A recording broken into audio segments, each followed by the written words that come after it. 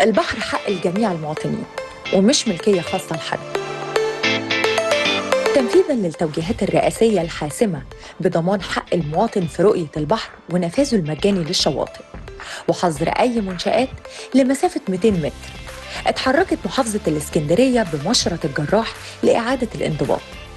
بصراحة هي فكرة جميلة جدا من محافظة اسكندرية ومن الرئيس السيسي بتطوير الكورنيش. هو طبعا حضرتك اللي حصل ده كان مطلب من الناس من فترة كبيرة، ان هم ما بيشوفوش البحر من ساعة ما بنوا على البحر، فطبعا دي خطوة حلوة جدا. هو كده بقى افضل بكتير، لانه الاول كانت الكافيهات اخده المساحة جدا، ما كناش بنشوف اي حاجة واضحة، يعني كنا لازم ننزل تحت قوي، لكن حاليا لو قعدنا هنا يبقى البحر شكله واضح ويبقى احسن.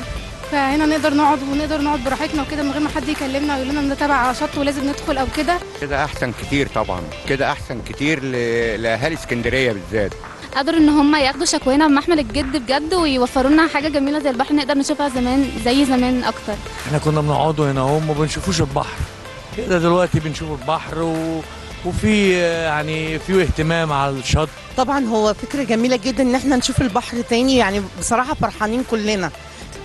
البداية القوية كانت من هنا، من شاطئ كامب شيزار التاريخي.